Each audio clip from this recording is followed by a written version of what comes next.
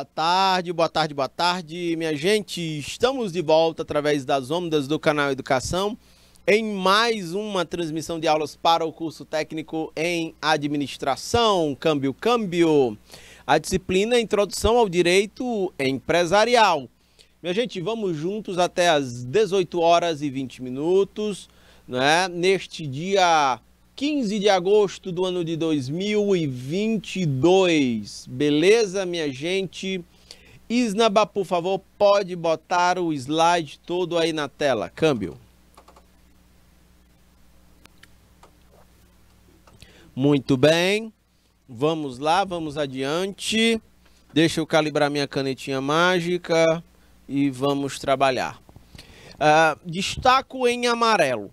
Note-se que o dever de reparar encontra-se respaldado na Constituição da República de 1988, no artigo 5º, e abrange não só danos relativos aos bens, ou seja, prevalece o dever de ressarcir nas hipóteses de vício, ausência ou insuficiência de informações que deveriam constar nos rótulos dos produtos ou no oferecimento da prestação de serviços. A gente chegou a tocar nesse ponto ainda na aula passada, onde estávamos falando sobre as extinções de contratos de consumo, né? Quando as empresas elas ferem isso ou através de um defeito no produto, ou através de um vício num produto ou num serviço prestado, tá bom? Então, está respaldado na Constituição de 88, também no Código de Defesa do Consumidor, beleza? Bem, focando aqui no Código de Defesa do Consumidor, ele data de 1990, nesse código, como é entendido a figura do fornecedor? Vejamos. Nos termos do artigo 3º do Código de Defesa do Consumidor, fornecedor são as pessoas que desenvolvem a atividade de consumo, ou, aliás, de produção, perdão. São as pessoas que desenvolvem a atividade de produção, ok? Montagem, criação, construção, transformação, importação, exportação, distribuição ou comercialização de produtos ou prestação de serviços, ok? A gente chegou a tocar nesses pontos aqui na aula passada. Bacana? Esse é caracterizado o fornecedor de acordo com o Código de Defesa do Consumidor. Se a gente for, ou seja, você montou, bora imaginar aqui que a gente vai trabalhar com organização de eventos. E aí, óbvio, eu contrato aqui a montagem do palco, sistema de som, né? E que de repente no palco, durante o show que eu estou promovendo, apresente um problema de palco que ameace a estrutura do evento, as pessoas que estão no entorno, e tudo mais, ou que os equipamentos de som falhem. Veja, se o equipamento de som falha no show, você tem um determinado, vamos dizer assim, a gente vai ter problemas de determinada ordem. Percebam que se eu tenho um problema na estrutura do palco que ameaça a segurança de todo mundo, vejam como esse problema ele vai modulando para cima. Ele tem uma gravidade maior. Bora imaginar que nessa atividade aqui eu venha a exportar produtos e que de repente não atendam às especificidades de embalagem, de qualidade, de acondicionamento, que esse produto chegue lá no exterior estragado. Aí é um problema. Pode haver na distribuição o extravio de produtos na distribuição, ou seja, você não entrega no prazo ou não entrega o que foi pedido, ou mesmo na comercialização. A situação de aprendizagem lá em cima, a situação problema, ela já contempla isso lá no exemplo do pote de 900 gramas, que na verdade só tem 500, e que a empresa, o comércio lá não se prontificou a reparar o dano ao cliente. Ok, temos várias possibilidades aí, né, dentro do que é caracterizado como fornecedor.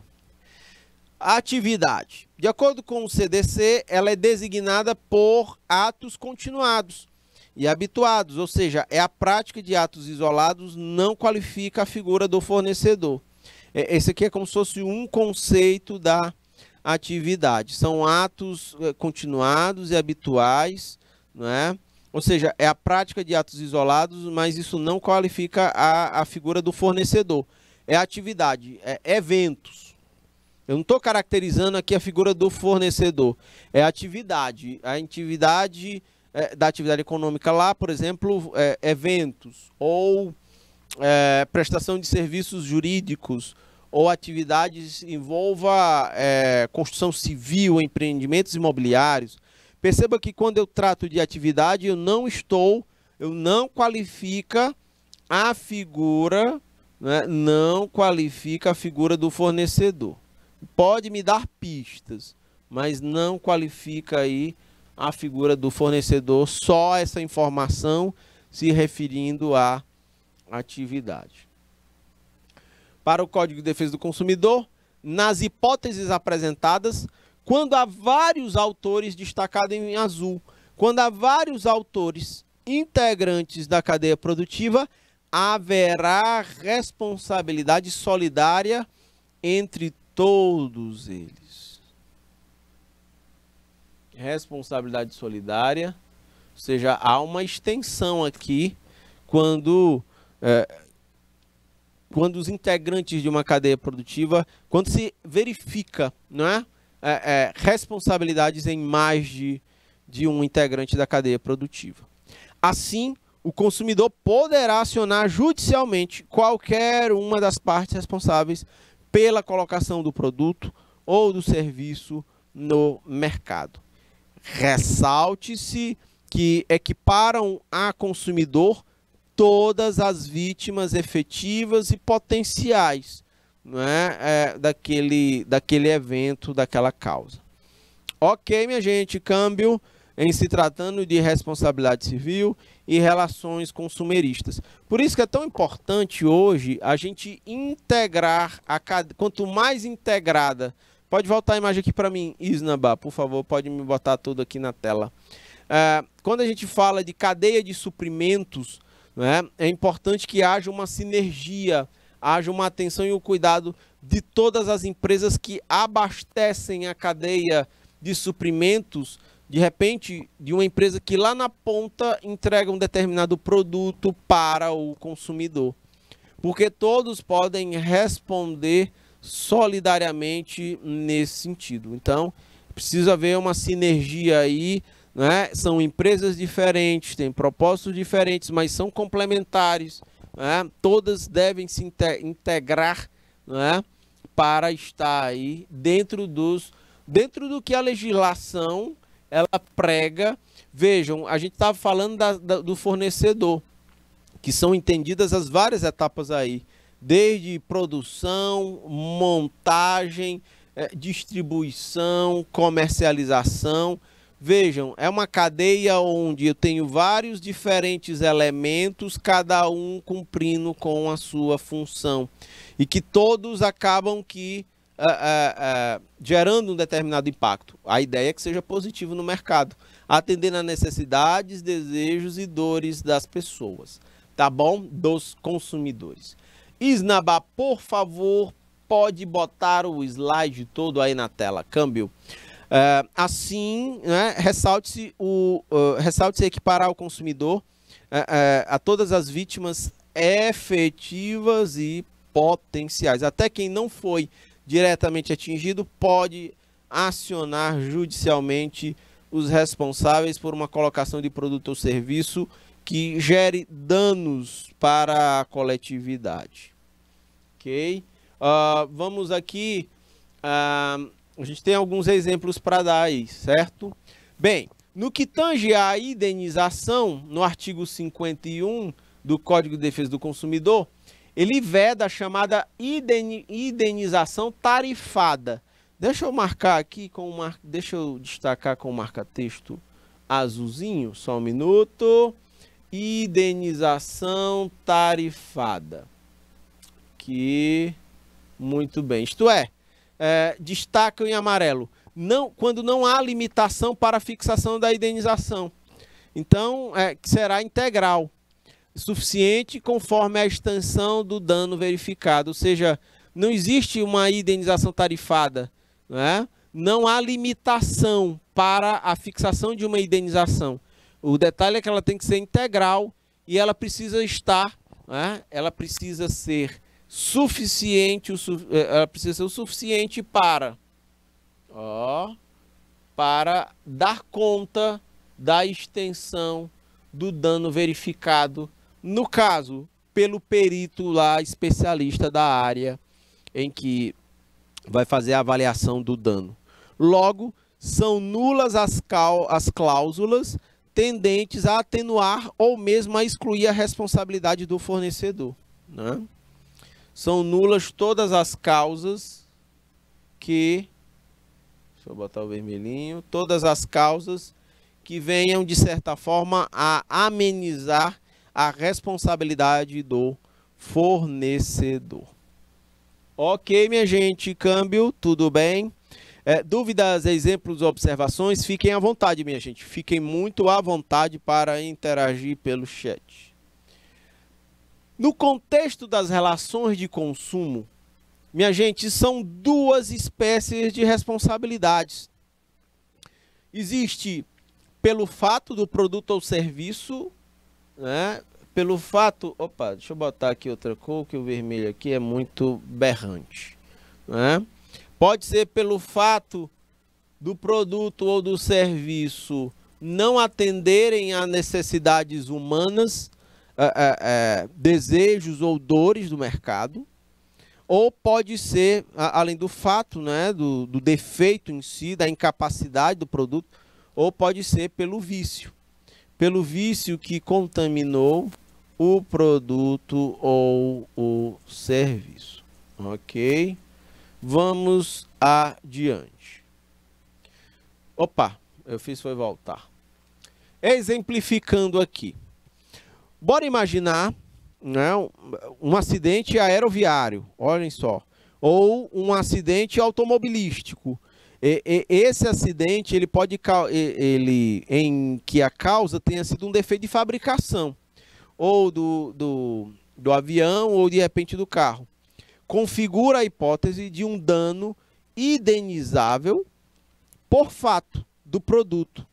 E vai depender aí também da situação. Sacam? Se houver um problema mecânico de avião ou um problema mecânico no carro, ocorrer um acidente, existe a hipótese de dano indenizável por problemas inerentes ao projeto lá do veículo, seja ele automotor ou aéreo. Dispõe no artigo 12 do Código de Defesa do Consumidor.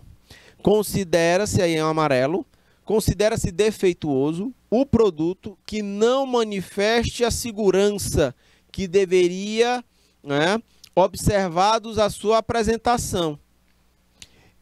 O seu uso e o seu risco presumem bem como a época em que ele foi colocado no mercado. Ou seja, vai ser defeituoso o produto que não manifeste a segurança que deveria ser observado na sua apresentação. Então, existe um risco no uso, ok? Tem várias marcas de carro, inclusive, que quando isso é identificado num lote de produtos depois de ser lançado no mercado, né, tem produtos aqui, tem marcas que chamam os consumidores para um recall. Eu estou com dúvida se é com 2 L's ou é só um. O recall. O recall aqui vai ser: você vai com o seu veículo para uma oficina especializada. Essa oficina vai ser vinculada à marca e vai ser feita aí a manutenção preventiva. Uma determinada peça que pode causar um problema, bora imaginar aqui, numa barra de direção, que pode quebrar por um problema natural, por um problema de má fabricação, pode ser um problema nos sistemas de freio. Vamos imaginar que seja nos sistemas de segurança como cinto de segurança ou como é o nome, Isnaba? Me faltou aqui a memória. O balãozinho que estoura lá quando o carro bate, né? O airbag, de repente é um problema no airbag. Então, são correções que devem ser feitas sem onerar o consumidor, o cliente. Eles chamam esses lotes de veículos aí para os chamados recalls. E aí, isso aqui é externado por vários canais de publicidade para que o máximo de pessoas tenha a informação de que é necessário, né, levar a uma oficina especializada para fazer a correção do problema que já veio de fábrica. É uma medida preventiva nesse contexto. Ok, minha gente? De vez em quando a gente vê isso. Ei, Isnaba, por favor, tu pode abrir no navegador e tu pode procurar aí no Google exemplos de recall automobilístico. O Isnaba vai abrir aqui no navegador, vai procurar aqui exemplos e a gente compartilha aqui na tela para que vocês possam acompanhar isso. Só um minutinho, minha gente. Isso. Exemplos de recall automotivo. Isso. Beleza.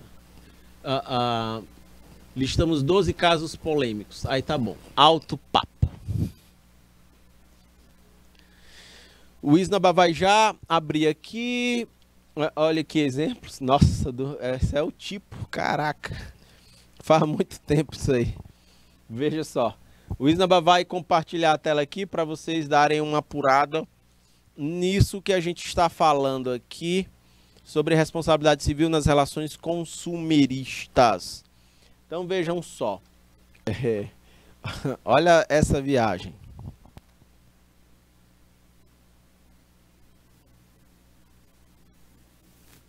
Minha gente, isso aqui é a viagem no tempo, viu? Olha, de incêndio a chassi trincado, 12 recalls mais polêmicos do Brasil. Já aconteceu de tudo quando o assunto é recall. Em alguns casos, os fabricantes só fizeram a convocação de... Olha só que coisa. Em alguns casos, os fabricantes só chamaram os clientes para fazerem essas correções em produtos com defeito de fábrica só por determinação judicial. Um completo desrespeito ao Código de Defesa do Consumidor. Olhem como isso é importante quando a gente trata de direito empresarial, minha gente.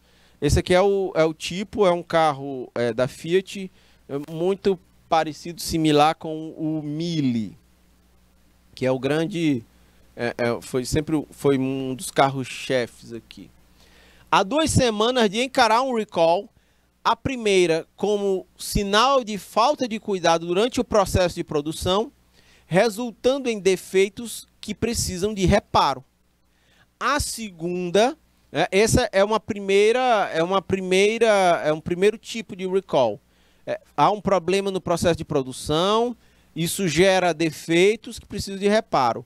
Uma segunda é um ato responsável do fabricante, disposto a sanar falhas a quaisquer do bem industrializado que está sujeito. Seja como for, o fato é que dezenas de ações corretivas são anunciadas anualmente para veículos de todas as marcas, nacionais ou importados. Algumas campanhas, contudo, entram para a história e acabam marcando a trajetória de determinados produtos. Os motivos são os mais diversos: a gravidade do problema, pode ser a quantidade de automóveis envolvidos, não é? Até exotismo do defeito, já renderam ações corretivas aí memoráveis. Tem uma lista aqui, vamos lá. Primeiro, o recall da Chevrolet para o novo Onix por risco de incêndio. Essa aqui eu nem tinha visto. Eu tenho até o Onix, mas é o modelo mais antigo. O primeiro Onix. Esse aqui é o mais novo, risco de incêndio. E olha que é o carro lançamento, é um projeto novo. Nós vamos entender isso aqui. O Onix é o automóvel mais importante da Chevrolet no Brasil. Afinal, ele lidera com folga as vendas do setor desde 2015. Imagine então o quão delicada é a situação do fabricante quando, logo após o lançamento da segunda geração do modelo, começam a surgir casos de incêndio. Deixa eu aumentar mais aqui.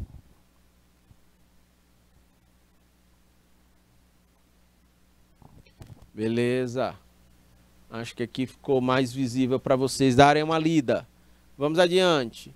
O primeiro incidente ocorreu em setembro de 2019, no pátio da fábrica em Gravataí, no Rio Grande do Sul. E foi filmado por uma testemunha. Menos de 2 meses depois, surgiram relatos de outras unidades que pegaram fogo nas mãos dos consumidores. Felizmente, ninguém se feriu. Porém, esses episódios logo ganharam repercussão e colocaram em xeque a aceitação do novo modelo. Aqui, o fabricante, que inicialmente não havia se pronunciado sobre os incidentes, acabou detectando rapidamente a causa das chamas. Foi um defeito no software de gerenciamento do motor.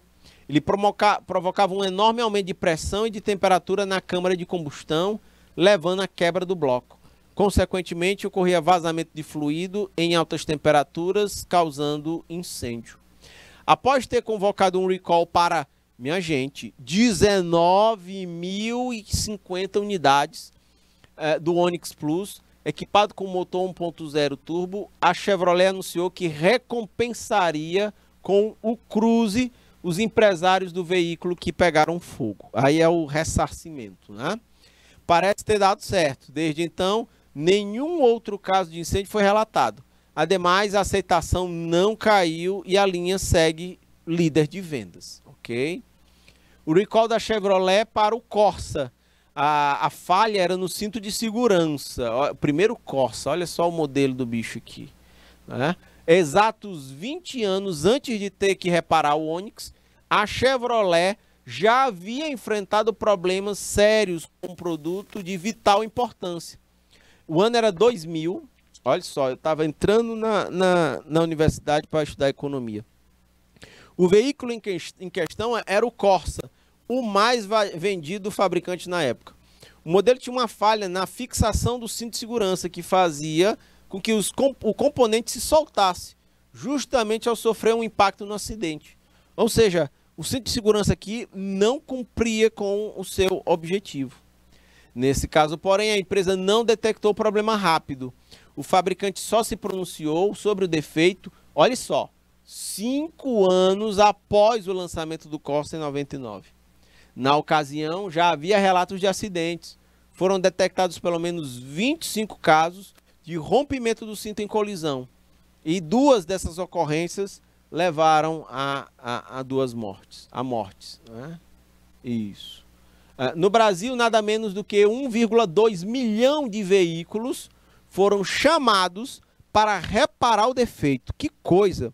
A ação incluiu toda a linha Corsa, composta do hatch, o sedã, o Corsa Picape e o Perua, né? Além do desportivo Tigra, fabricado entre 94 e 99. Na época, foi o maior recall feito no Brasil. O problema rendeu ações judiciais contra a GM, a controladora da marca Chevrolet, movida tanto por feridos quanto por parentes dos mortos nos acidentes.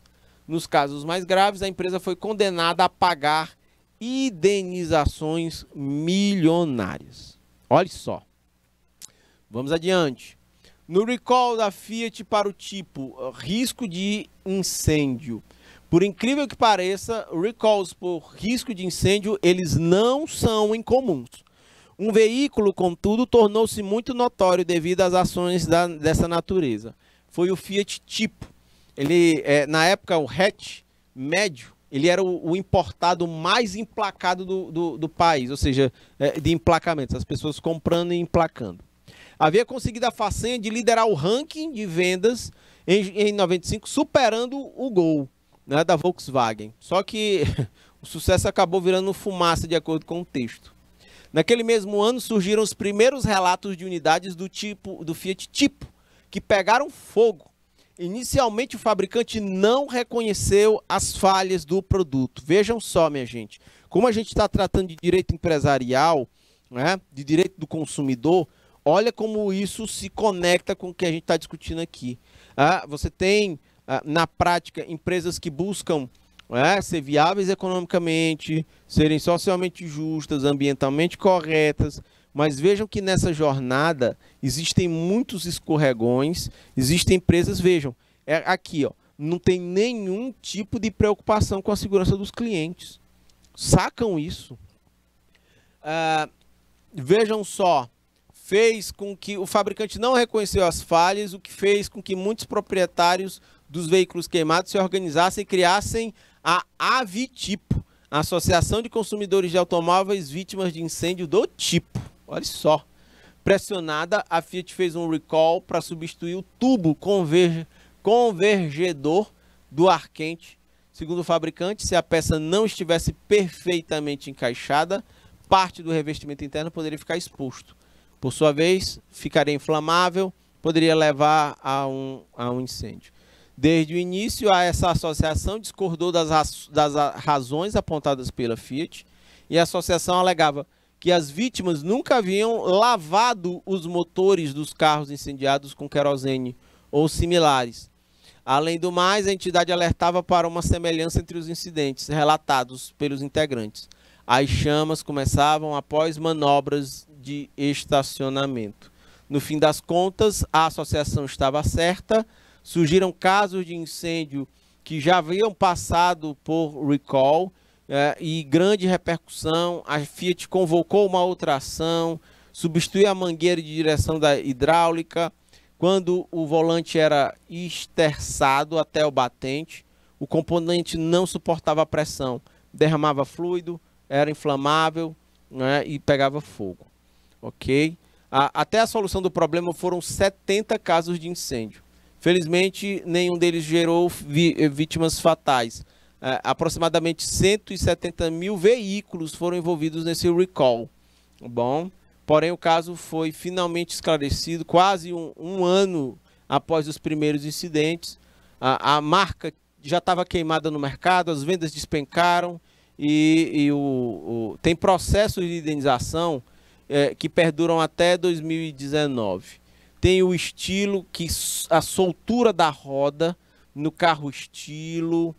O recall da Volkswagen para o Fox. O banco decepava o dedo do consumidor. Olhem que erro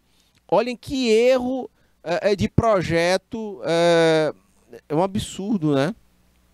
É impensável uma coisa dessa. Gasta-se uma grana em recursos materiais, humanos, financeiros, num projeto de carro desse, e aí de repente a pessoa compra, vai mexer no banco, o banco decepa o dedo da pessoa. Entendem? Aqui o Fox, né? A Fiat não foi a única fabricante a realizar um recall somente após determinação judicial. Olha só, é obrigada a fazer isso. A Volkswagen também passou por situação semelhante no Fox. O problema veio à tona em 2008.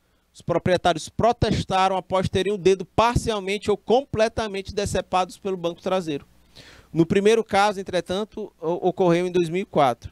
As mutilações aconteceram de maneira semelhante quando a vítima tentava rebater o assento traseiro. Para realizar essa operação, era necessário puxar uma fita de tecido afixada em uma argola metálica, que podia prender o dedo de quem manipulava. Na sequência, o banco descia abruptamente, provocando o ferimento. A Volkswagen alegou que não havia defeito algum no carro. Ela atribuiu as lesões ao uso incorreto do sistema. Diante da negativa, pelo menos 8 vítimas recorreram judicialmente. O Ministério da Justiça entrou no meio e a multinacional acabou assinando um termo de ajuste de conduta que incluía uma multa de 3 milhões de reais. Também, por força do acordo, a Volkswagen convocou um recall para o Fox, o CrossFox e o Space Fox. O chamado envolveu 511 mil veículos, todos os anos de fabricação até então, né? desses veículos. Um outro foi o Jetta, soltura do eixo do banco traseiro, né? Aqui tem coisa. O recall da Ford para o Corcel. Jesus, olha isso. Lá em casa teve esse carro aqui, foi o primeiro carro lá de casa. Era um azulzão. Papai trabalhava na Cepisa, era um bichão desse azul, Corcel 1 da Ford. Olha que máquina, bicho. Caraca. O recall da Ford para o Corcel devido ao desgaste irregular dos pneus. Nossa, que coisa. Vai ter uma saudade agora. Recall da Firestone para o Ford Explorer por risco de capotamento. Já pensou? Aqui é de pneu, né? Um dos recalls mais polêmicos da indústria automobilística. Foi feito em várias partes do mundo. Quando as vítimas de acidentes envolvendo o Ford Explorer procuraram a justiça nos Estados Unidos. Alegavam que o veículo capotava após um dos pneus estourar, né? Foi feita investigação, foi identificada a falha e foi chamado. Um outro recall da Toyota Corolla era por aceleração involuntária. O carro acelerava sozinho, olha só que coisa. O motor subia, simplesmente subia o giro por conta própria. O carro ganhava velocidade sem o motorista acionar isso.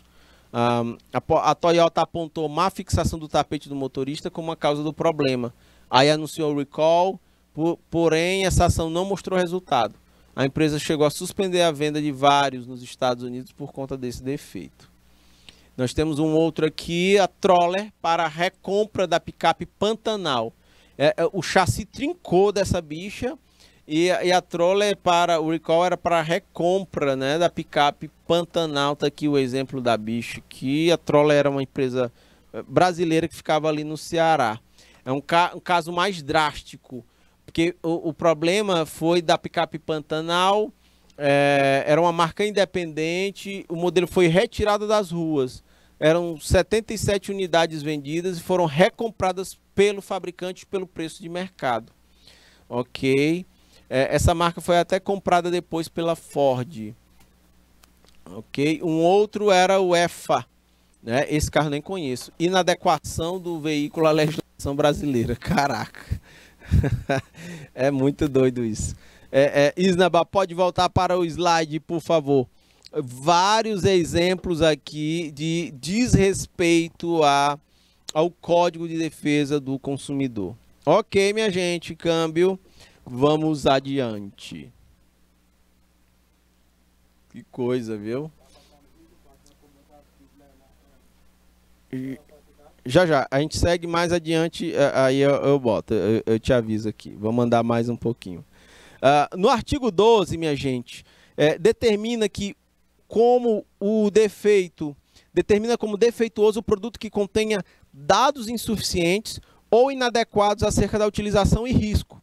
Até mesmo aqueles veiculados por meios publicitários devem ser apresentados todas as informações necessárias. Não basta um defeito no produto, pode ser uma informação inadequada ou insuficiente no rótulo do produto. Vamos falar um pouco de fato do produto. É uma situação em que um aparelho, aqui é um exemplo, né?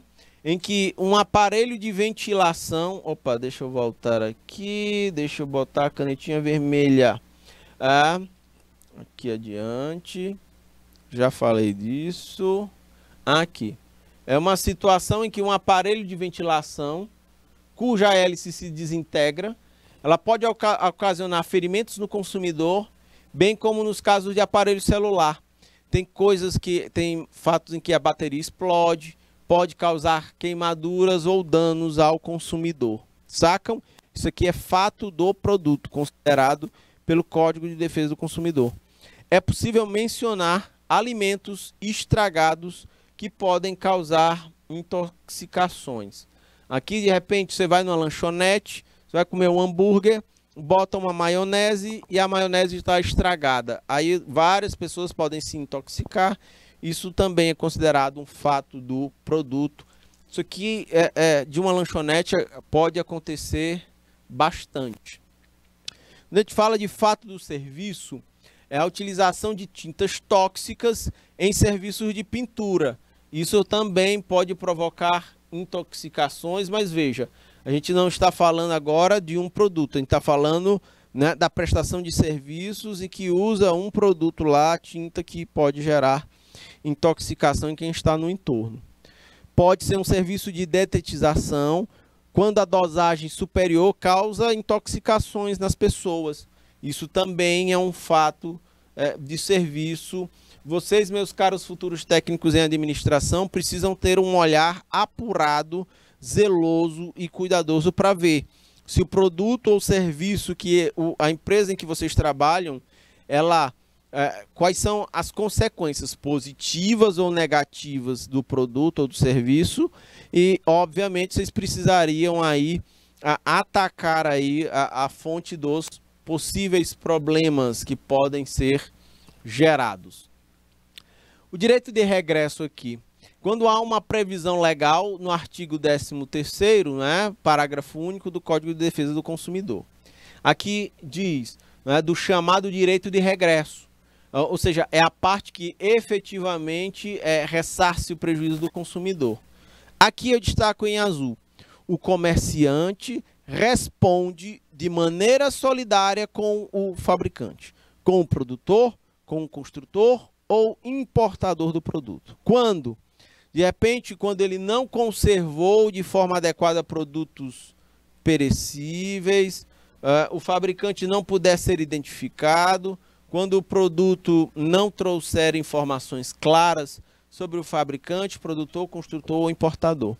Lembrem-se lá da situação de aprendizagem, da situação problema lá em cima, quando a gente estava falando do produto, do potezinho que diz 900 gramas e ele só apresentava 500. Então, percebam como ele se encaixa aqui nesse contexto. O comerciante, ele pode ser acionado solidariamente na ausência de se identificar produtor, construtor ou importador do produto. Minha gente, nas relações consumeristas, a responsabilidade do fornecedor independe da comprovação do elemento culpa, cabendo ao consumidor provar apenas o dano, a conduta do agente e o liame entre a conduta e o dano, de acordo com Teodoro Júnior, esse estudioso aqui das relações consumeristas. E tem uma coisa importante a destacar, que é a exclusão da responsabilidade. Essa exceção, a exceção a esta regra encontra previsão, né, no inciso 3º do artigo 12 do Código de Defesa do Consumidor, relativamente à exclusão da responsabilidade pelo fato do produto.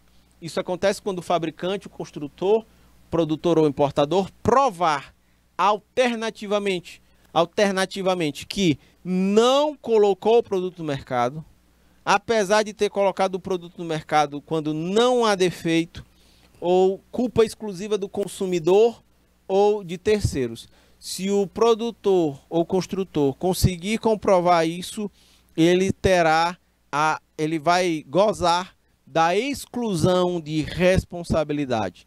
Não incidirá sobre essa PJ a responsabilidade de ressarcir o consumidor por danos numa relação de consumo.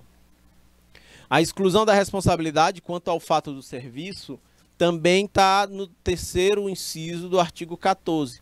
Ele estabelece aqui que o fornecedor do serviço estará isento da responsabilidade, não é? Se ele provar que o serviço, o prestado serviço, o defeito é inexistente, e se a culpa é exclusiva do consumidor ou de terceiros.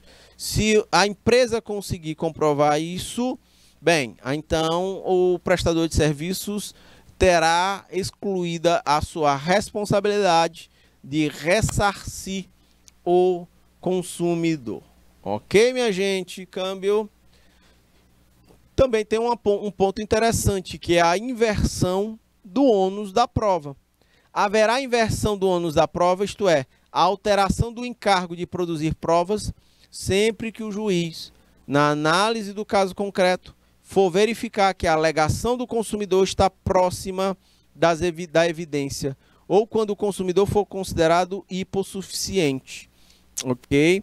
Quando o consumidor for considerado em grande desvantagem, né?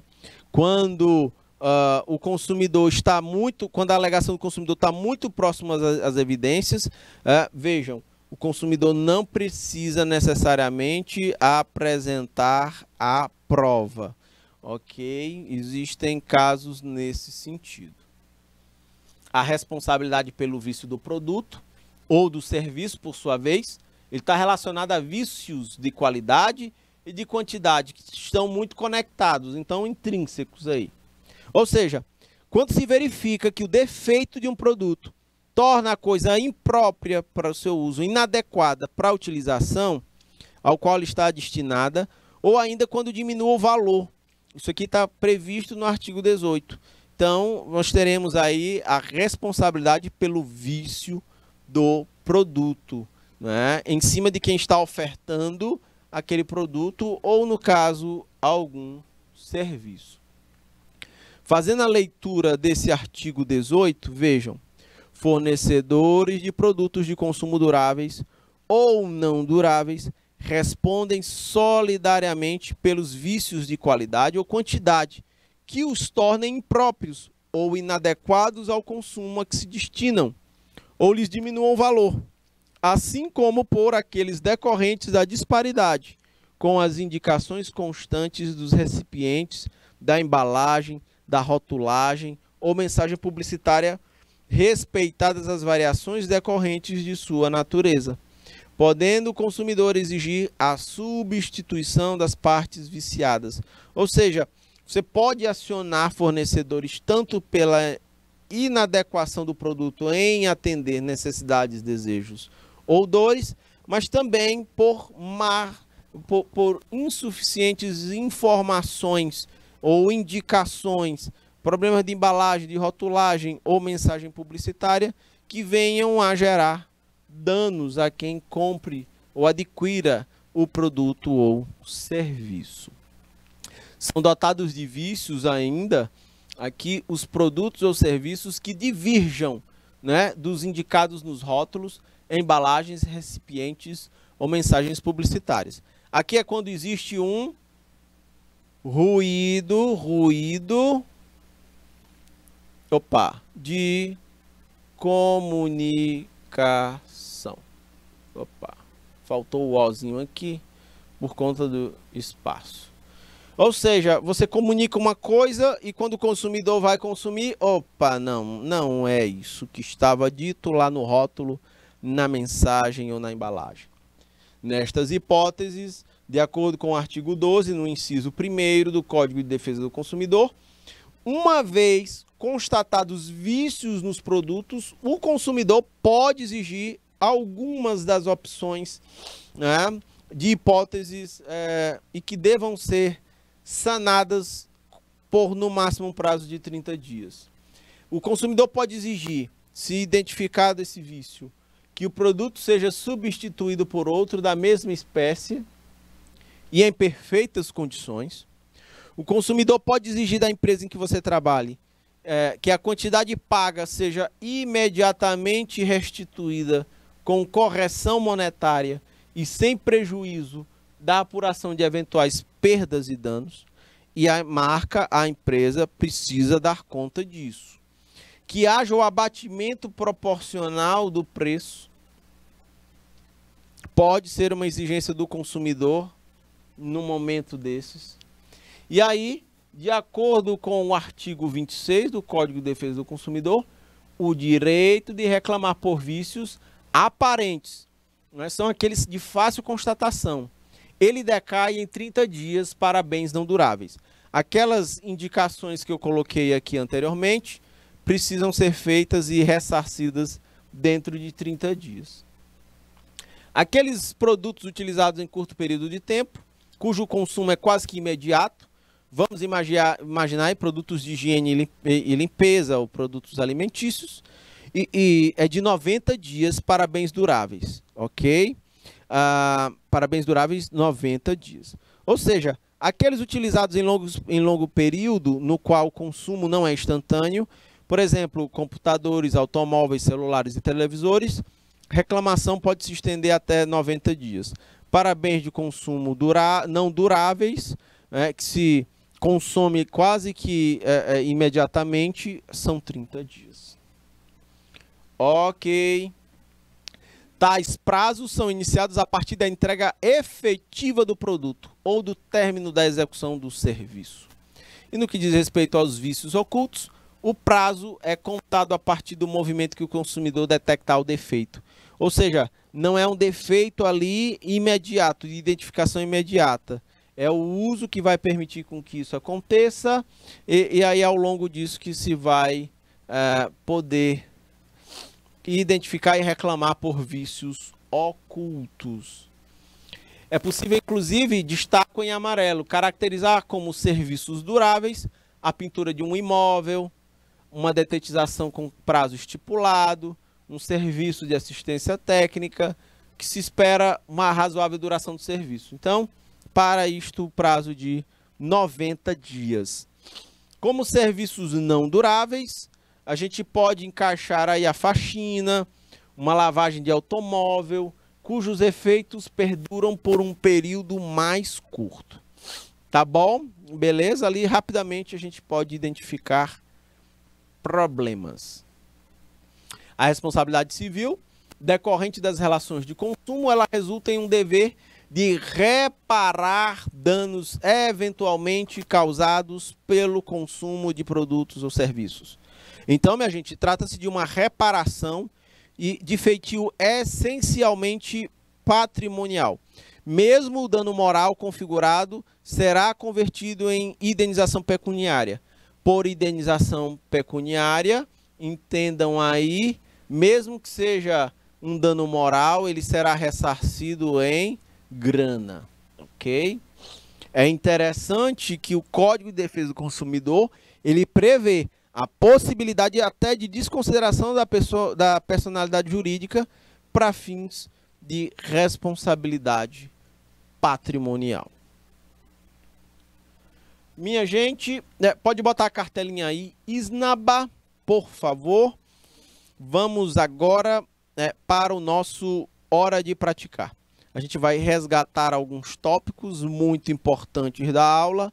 A ideia é promover a retenção do conhecimento e fortalecer a memória. De acordo com o Rubem Alves, o aprendizado é tudo que fica depois que o esquecimento faz o seu trabalho. Então, a gente dá uma resgatada para reforçar tudo que foi discutido na aula. Ok? Pode ampliar o slide todo aí na tela, Isnaba, por favor. Na nossa hora de praticar, nós temos aqui, vejam, nós temos aqui uma questão, uma situação de aprendizagem. Você soube que, vejam só, você soube que o consumidor considerou novamente, junto ao funcionário que o atendeu, ele tinha um problema, e aí exigiu a solução de um problema, que não seria justo ele, consumidor, suportar o prejuízo. Lembrem-se lá do rótulo, 900 miligramas, mas que só foram identificados 500. O funcionário, na oportunidade, disse que não tinha nada a se fazer. O funcionário informou que nada poderia ser feito, que o cliente deveria procurar o fabricante e, com este, buscar o seu direito, de ressarcimento. No entanto, não tinha indicação no rótulo do produto de qualquer fabricante. Então, o consumidor foi ao funcionário, asseverou que nada poderia ser feito por naquele momento, digo, de cliente, de cliente para o funcionário dizendo que não poderia fazer nada para ressarcir o cliente naquele momento. Decidiu-se então chamar o sócio administrador para que propusesse uma resolução do caso. Estamos voltando aqui no nosso lobo, a gente está preso no lobo temporal. O problema voltou. Como é que a gente vai dar conta, conta dessa questão? Vejam só. É por conta dessas coisas que aí eu lanço uma questão. Por que que o Código de Defesa do Consumidor protege protege o consumidor caso ele exista a inadimplência, caso ele não tenha pago pelo produto? Minha gente, o legislador do Código de Defesa do Consumidor, ele protege até o inadimplente de abusos e ilegalidades, né? E isso é entendido como não é homenagear a inadimplência, mas evitar a selvageria na obtenção do retorno do crédito, dado por opção do próprio fornecedor. Ok? O que não deve haver numa cobrança, né, que ferir o Código de Defesa do Consumidor? Não pode o fornecedor expor o consumidor ao ridículo. Jamais. Constrangê-lo ou ameaçá-lo, expor ao ridículo, né? Já voltou de novo. Em cartas cuja parte externa do envelope exista em letras garrafais o nome cobrança. Isso é um constrangimento, causa humilhação ou, de repente, uma agressão verbal. Isso não é acolhido como adequado pelo Código de Defesa do Consumidor. A gente está vendo vários exemplos aqui na aula de que, ora, se tendo um Código de Defesa do Consumidor ocorrem as muitas distorções, vocês imaginem se não houvesse a legislação. Aqui tem abusos que podem ocorrer em relação à publicidade e que prejudiquem os consumidores. Olhem só, a publicidade enganosa e abusiva, ela leva o consumidor publicidade enganosa e abusiva leva o consumidor a cometer erros de julgamento acerca do produto ou do serviço, ok? Que chamou a sua atenção. Pode, de repente, incitar a violência, aquela propaganda pode explorar o medo, a superstição do consumidor, se aproveitar de uma deficiência de julgamento, a experiência de uma criança, pode desrespeitar os valores ambientais, pode ser capaz de induzir o consumidor a um comportamento prejudicial. Então, é por isso que a legislação pune a publicidade, que seja abusiva. Uma outra questão aqui. Cite exemplos de abusos da legislação de defesa do consumidor, abusos que a legislação de defesa do consumidor, faltou aqui uma palavrinha, uma letrinha. Legislação Código de Defesa do Consumidor. Ok, vou pagar esse R. Ele veda aos fornecedores de bens e serviços condicionar o fornecimento de um produto ou serviço ao fornecimento de um outro produto ou serviço, é a chamada venda casada. Enviar ou entregar ao consumidor sem que esse solicite previamente qualquer produto. Colocar no mercado um produto ou serviço em desacordo com as normas de segurança. Lá naquela marmota, do mercado lá de carro, um carro entrou no mercado brasileiro, foi retirado por ele não atender, não se adequar à legislação brasileira. Entendem como essa coisa funciona? Pois bem, tratadas essas questões de ordem mais operacionais sobre o Código de Defesa do Consumidor, eu quero voltar com vocês para aquela questão lá dos 900 ml, que na verdade eram 500, Vamos voltar aqui. Lembre-se que na hora daquele debate todo entre o cliente e o funcionário, sem resolver a questão, o cliente resolve entrar em contato com o administrador da empresa, o responsável lá, porque esgotou todos os canais de conversa com o funcionário. Vejam só.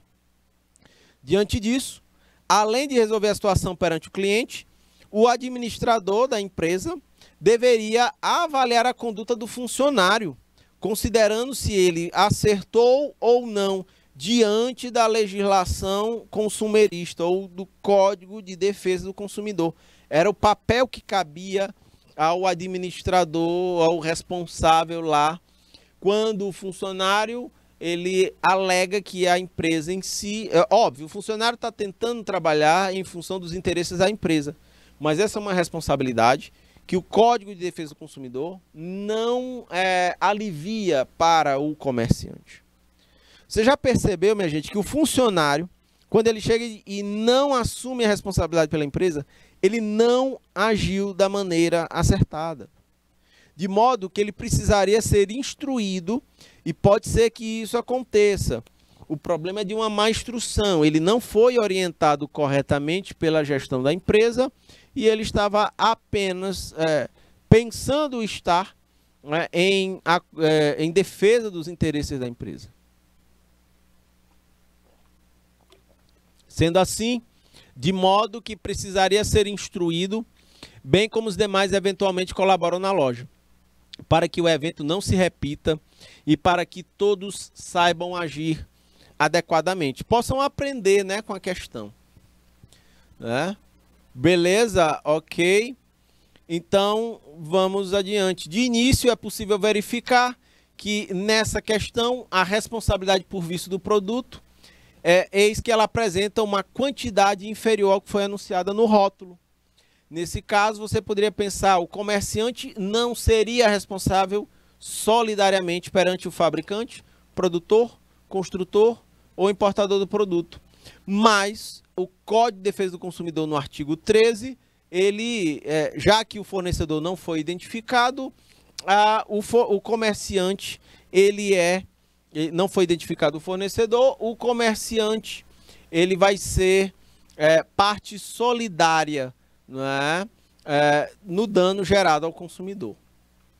Ok, minha gente, perante o consumidor, nem tanto a loja de suplementos responderá, neste caso, integralmente. Ok, minha gente, tudo bem? Isnabá, pode voltar aqui para mim, por favor.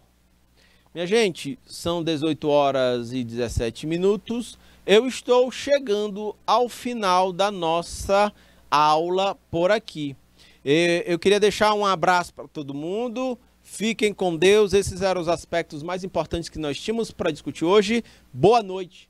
Tchau, tchau. Fiquem com Deus.